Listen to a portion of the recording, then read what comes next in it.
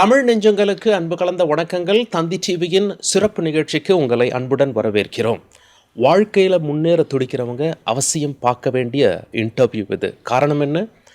சென்னையில் ஒரு சாதாரண குடும்பத்தில் பிறந்து வளர்ந்து பிறகு அமெரிக்கா மட்டுமல்ல பல்வேறு கான்டினென்ட்ஸுக்கு சென்று வேலை பார்த்து இந்தியாவுக்கே திரும்பி வந்து இன்று பல ஆயிரம் மதிப்பிலான கோடிகள் வியாபாரத்தில் ஈடுபட்டு கொண்டிருக்கும் பாரதி குழுமத்தின் மேனேஜிங் டைரக்டர் திரு அருண் பாரதி அவர்களுடன் பேசவிருக்கிறோம். சார் வணக்கம். வணக்கம்ங்க சார், உங்களோட பிஸியான ஷெடியூலில் எங்களோட ஸ்டுடியோ வந்ததுக்கு மிக்க நன்றி. நான் சொல்லும்போது சொன்ன பல ஆயிரம் கோடி மதிப்பிலான ப்ராஜெக்ட்ஸ் அப்படின்னு சொல்லிட்டு இன்னும் துல்லியமாக சொல்லணும் அப்படின்னா சுமார் 10,000 கோடி மதிப்பிலான ப்ராஜெக்ட்ஸை நீங்கள் மேனேஜ் பண்ணுறீங்க. உங்களுடைய ஜேர்னி ஒரு இன்ஸ்பைரிங்கான ஜேர்னி சார். இன்றைக்கி நிறைய பேர் நம்ம நிகழ்ச்சி பார்த்துட்ருக்காங்க. நீங்கள் எங்கே பிறந்து வளர்ந்தீங்க? நீங்கள் ஒரு சாஃப்ட்வேர் இன்ஜினியர், வெளிநாடு போனீங்க, பட் அப்படியே நீங்கள் வந்து ரியல் எஸ்டேட் தொழிலுக்கு வந்துட்டீங்க. உங்களுடைய ஜேர்னியை பற்றி எங்களுக்கு ஷார்ட்டாக சொல்லுங்களேன். சரி, நான் பிறந்தது செட்டிநாட் தேவக்கோட்டை. ஆனால் 6 மாதத்தில் சென்னை வந்துட்டோம். ஸோ எல்லாருமே சென்னை வாசிகள் தான். ஸோ படித்தது காலேஜ் எல்லாமே இங்கே தான். ஸோ அதுக்கப்புறம் இன்ஃபோசிஸில் எல்லாரும் மாதிரியும் 2003 2005 வரைக்கும் வேலை பார்த்தவங்க எல்லாருமே இன்ஃபோசிஸ், விப்ரோ, டிசிஎஸ். ஸோ இன்ஃபோசிஸில் வேலை பார்த்தோம். அங்கேருந்து ஆக்சென்ச்சர் போனேன். அதுக்குள்ளே வந்துட்டு லாட் ஆஃப் கண்ட்ரீஸ் போஸ்ட் பண்ணாங்க. ஏன்னா நான் கன்சல்டிங் ரோலில் இருந்ததுனால ஃபஸ்ட்டு யூஎஸில் ஸ்டார்ட் பண்ணேன், அப்புறம் ஜெர்மனி, அப்புறம் இட்லி, அப்புறம் ஆஸ்திரேலியா, அதுக்கப்புறம் சைனா. ஸோ சரி, எல்லா ஊருக்கும் போயாச்சு. நம்ம இந்தியாவில் வந்து ஏதாவது ஒரு பிஸ்னஸ் பண்ணலாம் அப்படின்னு சொல்லி இந்தியா வந்து உங்கள் மீடியாவில் தான் மீடியா டெக் பிஸ்னஸ் பண்ணோம். காலேஜ் ஸ்டூடெண்ட்ஸுக்கு வந்துட்டு நம்ம ஒரு நல்ல குவாலிட்டியான கண்டென்ட் எடுத்துகிட்டு போனால் வந்து அவங்களுக்கு யூஸ்ஃபுல்லாக இருக்கும் அப்படின்னு சொல்லிட்டு சோஷியல் பேசிவ் லேர்னிங்னு ஒரு கான்செப்டை வந்து எவாஞ்சலைஸ் பண்ணி மக்கள் கற்றுக்கிறது வந்துட்டு பாசிவாக இருக்க நேரத்தில் தான். ஸோ அதனால் கண்டென்ட் வந்து பாசிவாக இருக்கணும். லைஃப் ஸ்கில்ஸு, ஒரு பாஸ்போர்ட் அப்ளை பண்ணுறது எப்படி, இந்த மாதிரி ஒரு விஷயங்கள்லாம் சொன்னோம். நல்ல வரவேற்பு இருந்துச்சு. ஆனால் ஃபினான்ஷியலாக அது கன்வெர்ட் ஆகலை. And we were also very early. 2011-12 இதெல்லாம் பண்ணிகிட்டு இருந்தோம். அப்போ இன்டர்நெட் இவ்வளோ இதுவாகலை. ஸோ ஆப்ஸ் எல்லாம் அவ்வளோ இல்லை. ஸோ எங்களால் வந்து அவ்வளோ இன்ஃபில்ட்ரேட் பண்ண முடியல. ஸோ அந்த சமயத்தில் அதனால் வந்துட்டு ஃபினான்ஷியலி சப்போர்ட் பண்ண முடியாதனால கம்ப்ளீட்டாக வந்துட்டு we lost everything and we have to close down the business. அப்போ விசி ஃபண்ட் ஆயிருந்தோம். அதுக்கு மேலே ஃபர்தர் ஃபண்டிங் வரல. ஸோ எல்லாமே க்ளோஸ் டவுன் பண்ணிவிட்டு அப்போ தான் real estate full time start பண்ணது. ஸோ அந்த ரியல் எஸ்டேட் ஜேர்னி தான் இன்றைக்கி போயிட்டுருக்குது. ரியல் எஸ்டேட்னால் நீங்கள் சாதாரண அளவில் பண்ணல, மிகப்பெரிய பிராண்ட்ஸ் எல்லாம் கையில் வச்சுருக்கீங்க. ஃபார் எக்ஸாம்பிள் நம்ம சொல்லணும் அப்படின்னா தாஜ் குரூப் நீங்கள் கையில் வச்சுருக்கீங்க. ஹோட்டல்ஸ் மட்டுமே இருந்து அவங்கள ரெசிடென்ஸுக்கு கூட்டிகிட்டு வந்திருக்கீங்க. மிகப்பெரிய ப்ராஜெக்ட் சென்னையில் போயிட்டுருக்கு. ஷெரட்டன், ஐடிசி, இந்த மாதிரி மிகப்பெரிய பிராண்ட்ஸ் எல்லாம் கையில் வச்சுருந்தீங்க. ஒரு சாதாரணமாக ஒரு ஜேர்னி ஆரம்பித்த உங்களுக்கு இது எப்படி சாத்தியமாச்சு? இது சொல்லணும்னா பிலீஃப் மட்டும்தான் சொல்ல முடியும். வேறு எதுவும் அண்ட் டைம் ரெண்டும் மேட்ச் ஆகணும். ஸோ கரெக்டான நேரத்தில் நல்ல சப்போர்ட் கிடச்சிது. So that is a first thing. நம்ம பார்ட்னர்ஸோட பிலீஃப் இருந்தது. அவங்க வந்து இவ்வளோ சின்ன ப்ராஜெக்ட்ஸ் பண்ணவங்க எப்படி இவ்வளோ பெரிய ப்ராஜெக்ட் பண்ண முடியுன்றது எல்லாமே கேட்கல. குறிப்பாக சொல்லணுன்னா அம்பா குழுமத்தில் அம்பா பழனியப்பன் வந்துட்டு நம்பி ஒரு சின்ன ப்ராஜெக்ட்ஸ் பண்ணிட்டு இருந்தவங்களை கூப்பிட்டு இந்த ப்ராஜெக்ட் நீ ஏன் ட்ரை பண்ணக்கூடாது அப்படின்னு சொல்லி கொடுத்தது வந்துட்டு ஒரு கடவுள் கிருபைன்னு சொல்லலாம். டைமிங் நல்லா இருந்ததுன்னு சொல்லலாம். ஸோ அவங்க தான் ஃபஸ்ட்டு கூப்பிட்டாங்க. ஸோ அப்போ அந்த மாதிரி ஒரு இடத்துல என்ன பண்ணணுன்ற கீழே தான் வந்துட்டு அந்த ஒரு ஆப்பர்ச்சுனிட்டியை யூஸ் பண்ணி தான் ஒரு தாஜை வந்து உள்ளே கொண்டு வர முடிஞ்சுது. ஸோ அந்த தாஜ் ஒரு அட்ரஸ் ஆனப்போ வந்துட்டு அடுத்தடுத்த ஃபேமிலிஸ் வந்து அப்ரோச் பண்ண ஆரம்பித்தாங்க. ஸோ இப்போ உங்களால் இது பண்ண முடியும்னா வேறு என்னென்ன பண்ண முடியும் அப்படின்னு. ஸோ அடுத்து ஒரு சென்னையில் ஒரு பெரிய ஃபேமிலி வந்து பண்ணையில் தான் ஃபஸ்ட்டு அவங்களோட லேண்ட்ஸ் எல்லாம் ஒன்று ஒன்றா இது பண்ணோம். ஸோ அப்புறம் ஒரு பார்ட்னர்ஷிப் லெவலுக்கு அது வளர்ந்தது. ஸோ அங்கே தான் இப்போ வந்து ஃபஸ்ட்டு இந்தியாவோட மேன்மேட் பீச் பண்ணுறோம். ஸோ அதுக்கப்புறம் வந்துட்டு word spread throughout India.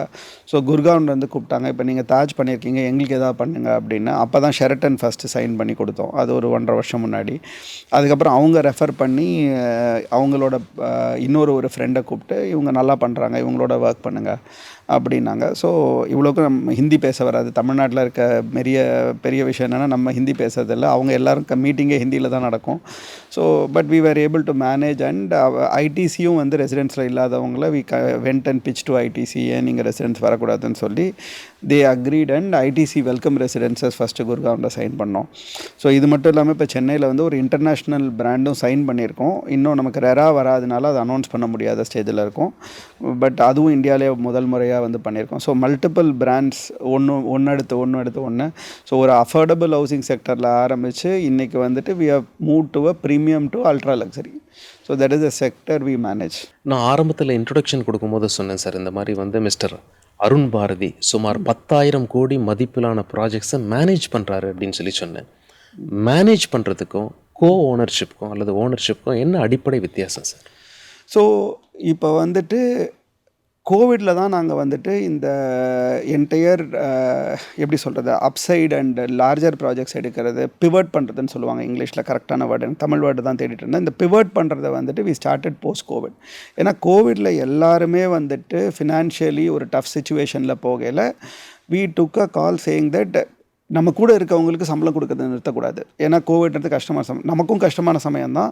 ஆனால் வந்துட்டு we have to support them. ஏன்னா நம்மளாவது வந்துட்டு ஏதாவது உருட்டி புரட்டி வெளியில் வந்துடுவோம். ஸோ அப்போ அதை அவங்கள சப்போர்ட் பண்ணுறதுக்காக என்ன பண்ணுறதுன்னு யோசிக்கல.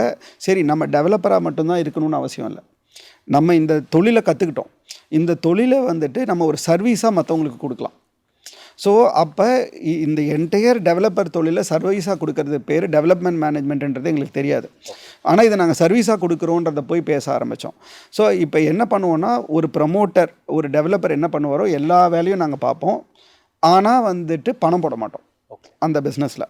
ஸோ அப்போ எங்களுக்கு வந்து ஒர்க்கிங் பார்ட்னர்ஷிப்புக்கு என்ன கொடுப்பாங்களோ அதான் கொடுப்பாங்க. ஸோ ஒரு ஒர்க்கிங் பார்ட்னராக அவங்களோட ஜாயின் பண்ணி பண்ணுறது தான் வந்துட்டு இந்த மேனேஜ் பண்ணுறது. ஸோ நான் இப்போ அம்பா குரூப்பில் வந்து போய் பண்ணணுன்னா அது development manager development management partner அப்படின்வாங்க, டிஎம் பார்ட்னர்னு. So which is a working partner. அதாவது நான் வந்து வேலை பார்க்குறேன், நீங்கள் வந்து எனக்கு ரொம்ப சின்ன போர்ஷன் கொடுங்க, பாக்கி எல்லாமே நீங்கள் வச்சுங்க, ஆனால் நான் வந்து எல்லா பொறுப்பையும் எடுத்துக்கிறேன் உங்களுக்காக அப்படின்னு. அதை வந்துட்டு அவங்க ஃபஸ்ட்டு எங்களுக்கு வந்து அந்த ஒரு ஆப்பர்ச்சுனிட்டியை கொடுத்தாங்க. ஸோ இந்த மாதிரி வந்து மல்டிபிள் பீப்புள் கொடுக்கல இதோட வேல்யூவே எங்களுக்கு கிட்டத்தட்ட வந்துட்டு ஒரு 4,000 கோடி ரூபாய்க்கு ப்ராஜெக்ட்ஸ் வந்துடுச்சு. ஸோ அதுக்கப்புறம் வந்துட்டு சர்வீசஸாக வந்துட்டு குர்காவன் இதெல்லாம் போகல அங்கே ஒரு 2,000 கோடி ரூபாய்க்கு ப்ராஜெக்ட் வந்துச்சு. கிட்டத்தட்ட ஒரு 6,000 கோடி ரூபாய்க்கு இந்த ப்ராஜெக்ட் வரையில் இந்த ப்ராஜெக்ட்ஸ் வால்யூமை பார்த்துட்டு மிச்ச பேர்லாம் வந்து ஜாயிண்ட் ஓனர்ஷிப்பில் எங்களை கூப்பிட ஆரம்பித்தாங்க. ஸோ அப்புறம் ஓனர்ஷிப்புன்றது எப்படின்னா இப்போ நீங்கள் ஒரு ஜேவி மாதிரி தான், நாங்கள் பணம் போடணும். அங்கே வந்துட்டு நாங்கள் பணம் போடாமல் அங்கே வியாபாரம் பண்ண முடியாது. ஸோ அந்த பணம் போட்டு வியாபாரம் பண்ணுறதுலையும் நாங்கள் எங்களோட சிச்சுவேஷனால் வந்துட்டு எங்களோட investment is always lower. But ஒரு 3,500 கோடி ரூபாய்க்கு அதை பேஸ் பண்ணியும் ப்ராஜெக்ட் எடுக்க முடிஞ்சது. ஸோ இப்படி தான் வந்து பிரித்து ரெண்டும் சேர்ந்து பண்ணிகிட்ருக்கோம். ஆரம்பத்தில் நீங்கள் சின்ன லெவலில் ஒரு கிரவுண்டில் ஸ்டார்ட் பண்ணி இப்போ ஏக்கர் கணக்கில் போயிட்டீங்க. ஒரு கிரவுண்டு வச்சுருக்கவங்க இப்போ யோசிப்பாங்க, நிறைய பேர் லேண்டு வச்சுருக்கலாம், பட் என்ன செய்யறதுன்னு சொல்லி தெரியாது. அவங்களுக்கு நீங்கள் உங்களோட இன்புட்ஸை கொடுப்பீங்களா? உங்களோட ஹெல்ப்பு கேட்டால் நீங்கள் தருவீங்களா? இது வரைக்கும் வந்துட்டு எங்களோட ஸ்ட்ரென்த்துன்றது எதையும் எதிர்பார்க்காம எல்லாருக்கும் ஹெல்ப் பண்ணது தான் வந்துட்டு எங்களுக்கு வேறு இடத்துல ரிப்பீட்டடாக பெனிஃபிட்டாக வந்திருக்கு. ஸோ எவ்ரி பார்ட்னர்ஷிப் வந்துட்டு நாங்கள் போய் பார்ட்டிசிபேட் பண்ணது வந்து ஒரு எதிர்பார்ப்பு இல்லாமல் பார்ட்டிசிபேட் பண்ணியிருக்கோம். ஸோ ஹைண்ட்சைட்டில் யோசிச்சு பார்க்கல that has helped us. So இன்றைக்குமே வந்துட்டு இப்போ ஒரு 80 வயசு பெரியவர் வந்துட்டு ஒரு ஹோட்டல் கட்டணும்னு சொல்லி பாண்டிச்சேரியில் பண்ணிகிட்ருக்கார் அவராக. ஸோ அவருக்கு என்ன டவுட் இருந்தாலும் என்ன தான் ஃபோன் பண்ணி கேட்பார். ஸோ அருண் இது பண்ணலாமா, அருண் எனக்கு இந்த இதை ஹெல்ப் பண்ணுங்க அப்படின்னு சொல்லி கூப்பிடுவார். So we are still continuously doing it. And எங்களோட கோர் ஸ்ட்ரென்த் என்னென்னா பெரிய ப்ராஜெக்ட்ஸை ஃபினான்ஷியலி ஸ்ட்ரக்சர் பண்ணி அந்த ஃபேமிலிஸ்க்கு ரியல் எஸ்டேட்டை எப்படி ரிட்டர்ன்ஸாக கொடுக்கறது. இப்போ ஷேர் மார்க்கெட்டில் வந்துட்டு பிஎம்எஸ்னு சொல்லுவாங்க, போர்ட்ஃபோலியோ மேனேஜ்மெண்ட் சர்வீசஸ்னு. ஷேர் நல்லா தெரிஞ்சவங்க என்ன பண்ணுவாங்கன்னா பெரிய பெரிய ஃபேமிலிஸ் வந்து அவங்கள்ட்ட பணம் கொடுத்துருவாங்க, அவங்க ஷேர் மார்க்கெட்டில் இன்வெஸ்ட் பண்ணி ரிட்டர்ன் கொடுப்பாங்க, அதில் வர லாபத்தில் பங்கு எடுத்துப்பாங்க. ஸோ அதே இதை தான் நாங்கள் என்ன பண்ணுறோன்னா ரியல் எஸ்டேட்டில் பண்ணுறோம். ஸோ ரியல் எஸ்டேட்டில் நிறைய பெரிய ஃபேமிலிஸ் லேண்ட் வச்சுருப்பாங்க. அந்த லேண்டை நாங்கள் வந்து எப்படி இன்னோவேட்டிவாக பண்ணி அதில் எப்படி அதிகபட்ச ரிட்டர்ன் கொண்டு வரலான்னு கொண்டு வந்து அந்த ரிட்டர்ன்லேருந்து நாங்கள் பர்சன்டேஜ் எடுத்துக்கிறோம். இதுதான் எங்களோட மேனேஜ்மெண்ட் சர்வீசஸ். ஒரு சாதாரண சாஃப்ட்வேர் இன்ஜினியராக தான் எல்லாரும் போகிற மாதிரி முதல்ல அமெரிக்கா போனீங்க. அங்கேருந்து எந்தெந்த நாடுகள்லாம் நீங்கள் பயணிச்சிங்க? அமெரிக்காவில் வந்து என்னோடய பயணம் வந்து ரொம்ப ஷார்ட் ஸ்டென்ட் ஆகிடுச்சு. ஸோ கிட்டத்தட்ட ஒரு 4லேருந்து 6 மாதம் தான் இருந்தேன். ஸோ ஃபஸ்ட்டு அது வந்து வருத்தமாக இருந்தது, என்னடா இது எல்லோரும் போய் அங்கே பர்மனெண்ட்டாக செட்டில் ஆகிட்டாங்க, நம்ம மட்டும் 4லேருந்து 6 மாதத்தில் வந்துடுறோமே அப்படின்னு. ஆனால் அதுவே ஒரு ஆப்பர்ச்சுனிட்டியாக மாறிச்சு. ஸோ என்னோடய வேலையே என்ன ஆகிடுச்சுன்னா எல்லா கண்ட்ரிலையும் 6 மாதத்துலேருந்து 9 மாதம் இருக்க மாதிரி ஆகிடுச்சு, மேக்ஸிமம் 1 வருஷம். So that gave lot of எப்படி சொல்கிறது knowledge about the rest of the world. So அடுத்து அங்கேருந்து ஜெர்மனி போனேன். ஜெர்மனியில் கிட்டத்தட்ட வந்து ஒரு 7 மாதம் இருந்தேன். ஸோ அங்கே ஜெர்மன்ஸ் எப்படி யோசிப்பாங்க, அவங்க எப்படி சாப்பிடுவாங்க, அவங்களோட ஃபுட் ஹேபிட்ஸ் என்ன, எல்லாமே கற்றுக்க முடிஞ்சுது. அங்கேருந்து இட்லி போனேன், அதுவும் ரோமில் இருந்தோம். ஸோ எல்லாருமே நம்ம ஒரு ரோம்ன்றது வந்து ஒரு வியக்கத்தக்க விஷயம். அங்கே வாழ்கிறதுக்கு உண்டான ஒரு ஆப்பர்ச்சுனிட்டி இருந்தது. ஸோ கிட்டத்தட்ட அங்கே ஒரு 7-8 மாதம் இருந்தேன். ஸோ அங்கே இருக்க கல்ச்சர், அங்கே இருக்க ஹேபிட்ஸ் அதெல்லாமே கற்றுக்க முடிஞ்சது. So then that became way of life and ஒரு ஹாப்பினஸ் ஆகிடுச்சு. ஸோ அடுத்து சரி நீ ஆஸ்திரேலியா போ அப்படின்னு கேட்டாங்க. சரின்னு ஆஸ்திரேலியா போனோம். அங்கே ஒரு வருஷம் இருந்தோம். ஸோ அதுக்கப்புறம் அப்போ மேரேஜ் ஆகிடுச்சு, அதனால தான் இருந்தோன்றது சேஞ்ச் ஆச்சு. ஸோ அதுக்கப்புறம் ஆஸ்திரேலியாவிலேருந்து திருப்பி வந்தவுடனே நீ சைனா போறியான்னாங்க. எல்லோரும் சைனா பற்றி யோசிக்கல. சைனாவையும் போய் எக்ஸ்ப்ளோர் பண்ணி பார்த்தா என்ன, சைனாவில் பீஜிங் போனவுடனே தான் ஒரு சர்ப்ரைசிங்காக இருந்தது. சைனா எப்படி இத்தனை கண்ட்ரீஸை விட அவ்வளோ வளர்ந்துருக்காங்க அப்படின்னு. ஸோ அங்கே கிட்டத்தட்ட ஒரு வருஷம் இருந்தப்போ அவங்களோட மைண்ட் செட்டு எப்படி பண்ணுறாங்க. ஸோ இந்த ட்ராவல் இஸ் அ பிக்கஸ்ட் டீச்சர்னு சொல்லுவாங்க. So this travel helped to open up lot of barriers and help us to learn. சைனாவை பார்த்து நீங்கள் ஏன் ஆச்சரியப்பட்டீங்க? ஸோ ஃபஸ்ட்டு சைனா போகையில் வந்துட்டு எங்களோட கொடுத்துருந்த ஹோட்டலுக்கு போனால் சிட்டிக்குள்ளே சென்டரில் 12 லேன் ரோடு இருந்துச்சு. ஸோ நம்ம சென்னையில் 4 லேன் பார்த்துருக்கோம், ஹையஸ்ட்டு 6 லேன் பார்த்துருக்கோம். 12 லேன் ரோடுன்றது வந்துட்டு நம்மளால் இமேஜினே பண்ணி பார்க்க முடியல. அது போக சர்வீஸ் லேன் இருந்தது. ஸோ ஃபஸ்ட்டு அந்த இன்ஃப்ராஸ்ட்ரக்சரே வந்து மழைக்கத்தக்க மாதிரி இருந்தது. அதுவும் நான் சொல்கிறது 2008. ஸோ நான் சைனா போனது 2010 இவ்வளோ பெருசாக இருந்துச்சு. ஸோ அதுக்கு அடுத்து வந்துட்டு நாங்கள் தங்கியிருந்த இடத்துல கீழே வந்தால் வேர்ல்டு லார்ஜஸ்ட் ஸ்க்ரீன்னு சொல்லிட்டு தலைக்கு மேலே ஒரு ஸ்க்ரீன் இருந்தது, கிட்டத்தட்ட வந்து 500 மீட்டர் லென்த்துக்கு. ஸோ ஒரு இடத்துலையும் வந்துட்டு அவங்களோட இதை வந்து கோலோச்சிட்டு இருந்தாங்க. ஸோ எப்படி வந்துட்டு எல்லாத்தையும் வித்தியாசமாக யோசிக்க முடியும், எப்படி எல்லாத்தையும் க்ரியேட் பண்ண முடியும். ஸோ நாங்கள் வந்து வெறும் சர்வீஸ் பண்ணி வெறும் மேனுஃபேக்சர் பண்ணி கொடுக்குறவங்க கிடையாதுன்றதை வந்துட்டு அங்கே காமிச்சிட்டு இருந்தாங்க. ஸோ நம்ம இங்கே எப்படி சீப் ப்ராடக்ட்ஸ்ன்னு சொல்கிறோமோ அங்கே போய் அந்த ஊர்க்காரங்க வாங்கினா அந்த சீப் ப்ராடக்ட்ஸை தொட மாட்டேங்கிறாங்க. ஸோ அது வெறும் எக்ஸ்போர்ட்டுக்கு யாருக்கு சீப்பாக ப்ராடக்ட் வேணுமோ அவங்களுக்கு தான் கொடுக்குறாங்க. அவங்க வாங்குகிற ப்ராடக்ட்ஸ் எல்லாமே காஸ்ட்லியாக இருக்குது. ஸோ அந்த நம்ம ஒரு சைனான்னு ஒரு எதிர்பார்த்து போய் அங்கே கம்ப்ளீட்டாக வேறு ஒன்று இருக்கையில் வந்து இருக்க மலைப்பு தான் அது. Very interesting sir. ஸோ நீங்கள் சைனாலேருந்து திரும்பி வந்தப்போ பேசிக்காக ஒரு பிஸ்னஸ் ஸ்டார்ட் பண்ணணும். அது ஏன் சாஃப்ட்வேரில் ஸ்டார்ட் பண்ணாமல் நீங்கள் மீடியாவுக்கும் ரியல் எஸ்டேட்டுக்கும் வந்தீங்க? எந்த ட்ராவல் வந்து பூனாக இருந்ததோ அதுவே வந்து ப்ராப்ளம் ஆகிடுச்சு. ஏன்னா நீங்கள் ஒரு கண்ட்ரிலையும் ஒரு ஊர்லேயும் 6 மாதம் 9 மாதம் இருந்தீங்கன்னா உங்களோட ரிலேஷன்ஷிப்பே எதுவுமே டெவலப் ஆகாது. ஸோ உங்களுக்கு சாஃப்ட்வேராக இருக்கட்டும், இந்த மாதிரி ஒரு பிஸ்னஸாக இருக்கட்டும், அது வந்துட்டு ஒரு ரிலேஷன்ஷிப்ன்றது மேண்டேட்ரியாக வேணும். ஸோ அந்த ரிலேஷன்ஷிப் இல்லாமல் நீங்கள் ஒரு பிஸ்னஸ் ஆரம்பிச்சிங்கன்னா உங்களால் ஆர்டர் எடுக்க முடியாது. ஏன்னா Indian software is a very very service orient software. நம்ம கற்றுக்கிட்டது எல்லாமே சர்வீஸ். அப்போ வந்து ஒரு ரிலேஷன்ஷிப் இருந்தால் தான் ஆர்டர் கிடைக்கும். ஸோ ப்ளஸ் நான் வந்து காலேஜ் முடிக்கிற வரைக்கும் வந்துட்டு சென்னையை தாண்டி எங்கேயுமே போனதில்லை. நான் வந்து கிண்டலாக சொல்லுவேன், நார்த் மோஸ்ட் நான் போனது திருப்பதி அப்படின்னு. ஸோ கிட்டத்தட்ட வந்து நம்மளோட 20-21 வயசு வரைக்கும் வந்துட்டு சென்னையிலேருந்து மேக்ஸிமம் போயிருந்தால் திருப்பதி தவிர்த்து எங்கேயுமே போகாதப்போ அந்த இடத்துலேருந்து நெக்ஸ்ட்டு 8 வருஷம் வந்துட்டு வெறும் ஜேர்னி மட்டும்தான் இருந்துச்சு. ஸோ இந்தியாவிலே வந்துட்டு மைசூரில் வேலை பார்த்து, பெங்களூரில் வேலை பார்த்து, ஹைதராபாத்தில் வேலை பார்த்து, இன்டர்நேஷ்னலில் ஒரு கண்ட்ரியாக வேலை பார்த்து, ஸோ சென்னையை தவிர்த்து அடுத்த 9 வருஷம் ஜேர்னி தான் இருந்ததே தவிர்த்து அந்த ஜேர்னி எவ்வளோக்கு எவ்வளோ நாலேஜ் கொடுத்ததோ அவ்வளோக்கு அவ்வளோ ரிலேஷன்ஷிப் எல்லாத்தையுமே கட் பண்ணிடுச்சு. ஏன்னா சென்னையில் வேலை பார்க்காதனால சென்னையிலேயும் ரிலேஷன்ஷிப் இல்லை. ஸோ த்ரூ அவுட் இது மாதிரி ஸ்ப்ரெட் ஆனதுனால, ஏன்னா பிஸ்னஸ்க்கு relationship is one of the very very very critical aspects. So அப்போ அது இல்லாதப்போ ரிலேஷன்ஷிப் இல்லாமல் என்ன ஆரம்பிக்க முடியுன்றது தான் வந்து இது. ஸோ அப்போ ரியல் எஸ்டேட் ஒரு பேரலாக வந்து ஸ்டார்ட் பண்ணோம். ஏன்னா ரியல் எஸ்டேட் வந்துட்டு நான் வந்து அன்னைக்கு தேதிக்கு வந்து சென்னையில் இந்த ஒரு கிரவுண்ட் லேண்டில் 4 வீடு கட்டுறது, 5 வீடு கட்டுறது இதெல்லாமே ரொம்ப ஃபேமஸ். நீங்கள் சாஃப்ட்வேரில் இருக்கையில் லோன் கிடைக்கும்.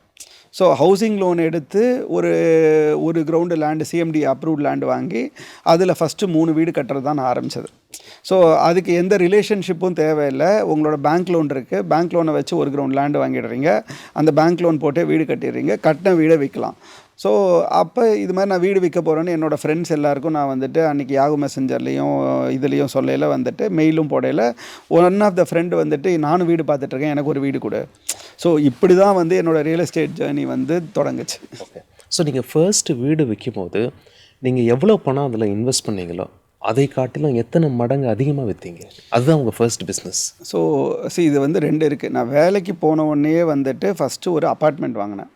ஸோ அந்த அப்பார்ட்மெண்ட் வந்து 3 பங்கு எனக்கு லாபம் கொடுத்துச்சு. ஸோ எல்லாரும் சொல்கிறதுக்கு அகேன்ஸ்டாக அப்பார்ட்மெண்ட்னா வந்துட்டு கரெக்டான ஒரு முதலீடு இல்லைன்னு சொல்லையில் வந்துட்டு நான் அப்பார்ட்மெண்ட்டில் நான் இன்வெஸ்ட் பண்ணது 50,000 ரூபாய். 5 லட்ச ரூபாய்க்கு வாங்கினேன். பேலன்ஸ் 4.5 லட்ச ரூபாய் லோன் எடுத்தேன். அதை வாடகைக்கு விட்டுட்டேன். எனக்கு 4,500 வாடகை கிடச்சிது. 5,000 ரூபாய் என்னோட இஎம்ஐ. ஸோ 500 ரூபாய் கையிலேருந்து போட்டேன். 4 வருஷத்தில் அதை விற்கையில் வந்துட்டு 17 லட்ச ரூபாய்க்கு விற்றேன். ஸோ கணக்கு பார்த்தீங்கன்னா நான் 50,000 ரூபாய் போட்டதுக்கு 17 லட்ச ரூபாய்க்கு விற்றுட்டு 4.5 லட்ச ரூபாய் லோனை கட்டினேன்னா பேலன்ஸ் எல்லாமே லாபம். ஸோ அப்போ நீங்கள் ஃபோல்ட்ஸை மல்டிப்ளை பண்ணிங்க, பெர்சன்டேஜில் வராது. இது ஃபோல்டே எத்தனையோ ஃபோல்டில் வரும். இன்வெஸ்ட் பண்ண 50,000 ரூபாய்க்கு உங்களுக்கு வந்துட்டு கிட்டத்தட்ட வந்துட்டு 10-11 லட்ச ரூபாய் லாபம். ஸோ இந்த முதல்ல தான் நான் ஃபஸ்ட்டு ப்ராஜெக்ட்டுக்கு வந்துட்டு எடுத்துகிட்டு போய் இந்த பணத்துலேருந்து ஒரு 5 லட்ச ரூபாய் போட்டு பேலன்ஸை லோன் எடுத்து வீடு வாங்கினேன். ஆனால் எந்த ஒரு பிஸ்னஸையும் ஆரம்பிக்கையில் இருக்க தடங்கள் வந்துட்டு எனக்கும் வந்துச்சு. ஸோ சிஎம்டிஏ அப்ரூவ்ட் லேண்டு வந்துட்டு ஏர்போர்ட் அக்வசிஷனில் போயிடுச்சுன்னு சொல்லி அனௌன்ஸ்மெண்ட் வந்துச்சு. ஸோ அப்புறமா ஒரு 3 மாதம் கழித்து ஏர்போர்ட் அக்வசிஷன் இல்லைன்னுவாங்க. அப்புறம் ஒரு 3 மாதத்தில் ஏர்போர்ட் அக்வசிஷன் இருக்குன்னுவாங்க. ஸோ இப்படியே இந்த அப்ஸ் அண்ட் டவுன்ஸ் ஒரு மிடில் கிளாஸ்லேருந்து நமக்கு இது இருக்கா இல்லையா, ஏர்போர்ட்டில் போய் கேட்டாலும் ஒரு கிளாரிட்டி இருக்காது. ரைட்டிங்கில் வந்து இந்த வாரம் இல்லைன்னு எழுதி கொடுப்பாங்க, அடுத்த வாரம் இல்லைங்க நாங்கள் எடுக்கிறோன்னுவாங்க. எங்களுக்கு வந்து புரியவே இல்லாத விஷயம்னா கவர்மெண்ட்டை நம்பி தான் நம்ம வாங்குகிறோம் ஒரு சிஎம்டிஏ அப்ரூவ்ட் லேண்டு. ஸோ நாங்களும் வந்து அப்போ தான் பிஸ்னஸ்குள்ளே போகிறோம். அப்போ இதில் இருக்க சேலஞ்சஸ் என்ன அப்புறம் தான் புரிஞ்சுது. லேண்டுன்றது கவர்மெண்ட்டுக்கு தேவை இருந்தால் நம்ம கொடுத்து தான் ஆகணும். நம்ம அதில் ஆர்கியூ பண்ண முடியாது. But we will get compensation.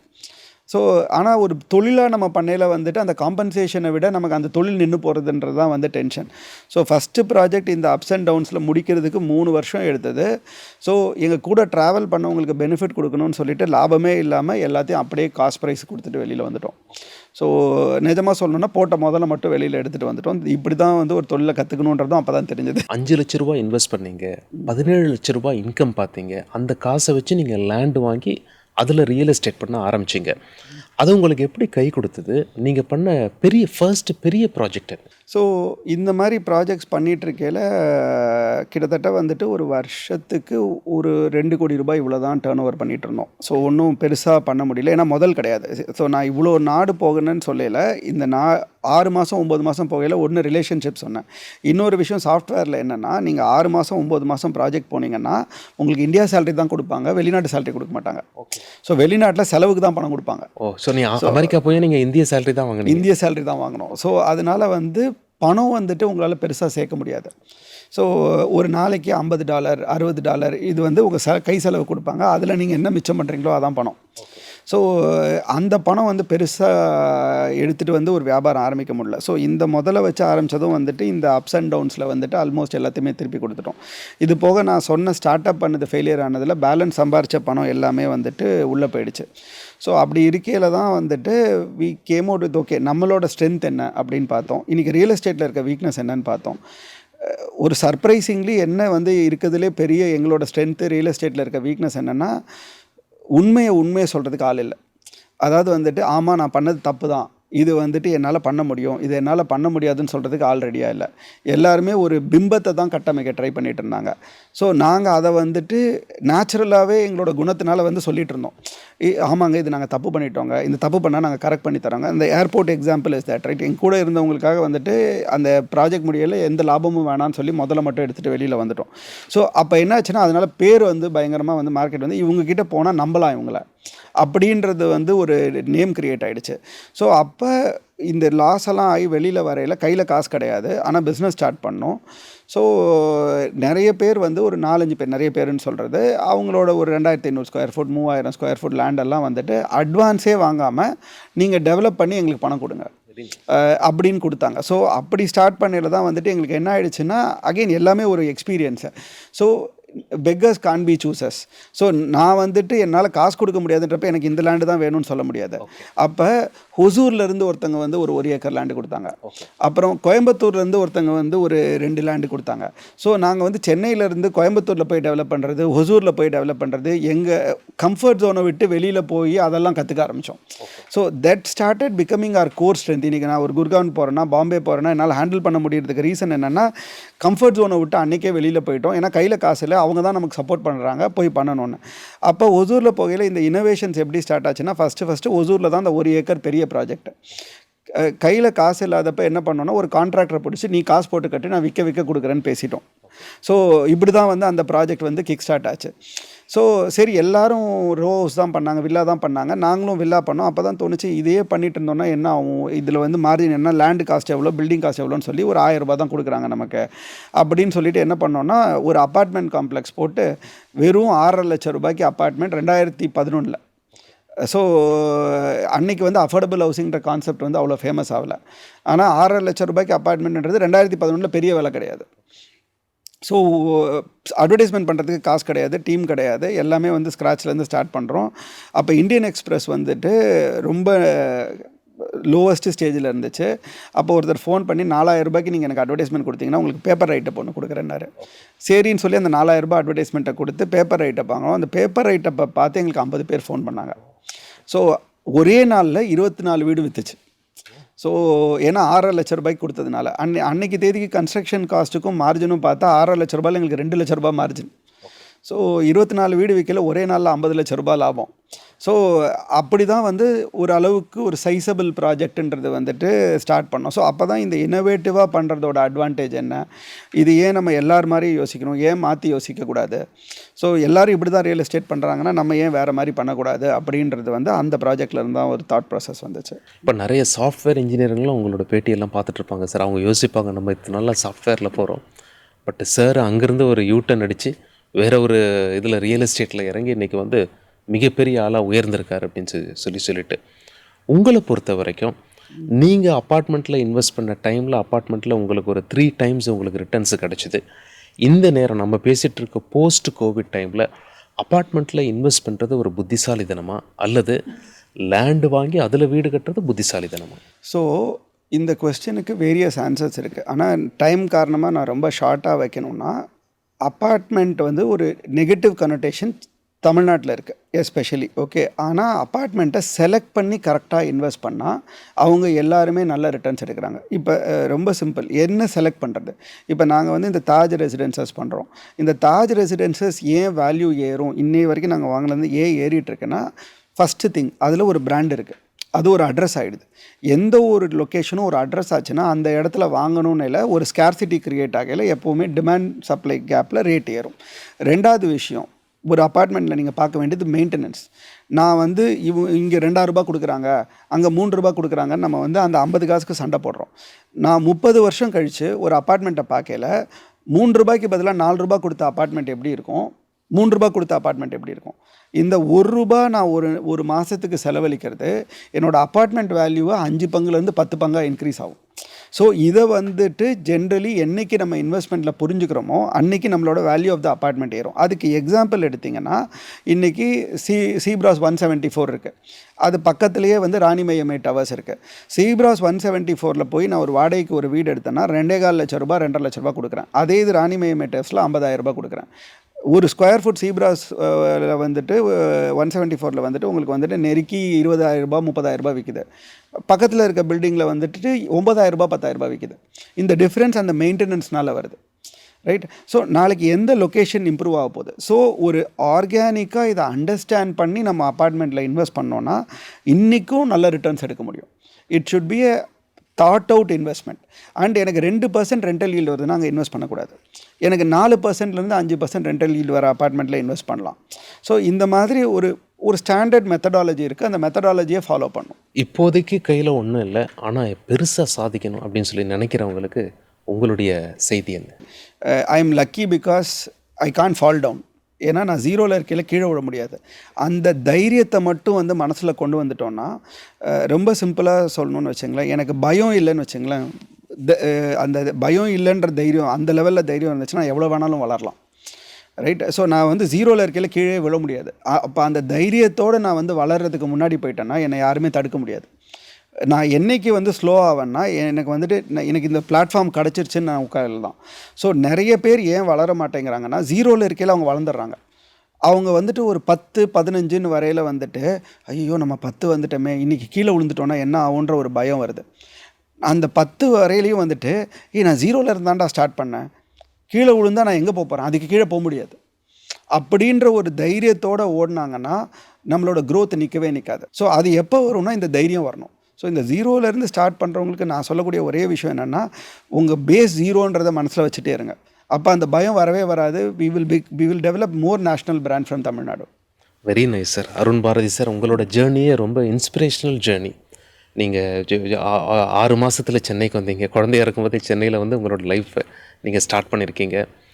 America போனீங்க, யூரோப்பியன் கண்ட்ரீஸ் போயிருக்கீங்க, அப்புறம் ஆஸ்திரேலியா, சைனா, இப்படி பல காண்டினென்ட்ஸ் போயிட்டு இந்தியாவில் ஆல்மோஸ்ட் நீங்கள் எல்லா இடமும் விசிட் பண்ணி இன்றைக்கி மிகப்பெரிய பிஸ்னஸஸ், பல 1000 கோடி மதிப்புள்ள பிஸ்னஸஸ் பண்ணுறீங்க. ரொம்ப முக்கியமான பாயிண்ட்ஸை நீங்கள் சொல்லியிருக்கீங்க.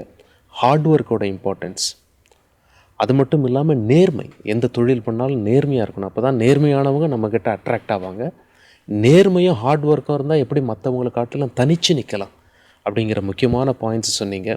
உங்களோட சொந்த வாழ்க்கையிலேருந்து மக்களுக்கு நிறைய இன்வெஸ்ட்மெண்ட் டிப்ஸ் கொடுத்தீங்க. ரொம்ப சாதாரணமாக ஆரம்பித்து நீங்கள் ஃபெயில் ஆகி சக்ஸஸ் ஆகி இன்றைக்கி டாப்பில் இருக்கீங்க. உங்களுடைய ஸ்டோரியே ரொம்ப இன்ஸ்பிரேஷனலாக இருந்தது. நீங்கள் தந்தி டிவி ஸ்டுடியோ வந்து உங்களோட கருத்துக்களை பகிர்ந்து கொண்டதற்கு, உங்களுடைய நேரத்திற்கும் உங்களுடைய தகவல்களுக்கும் மிக்க நன்றி சார். மிக்க நன்றி.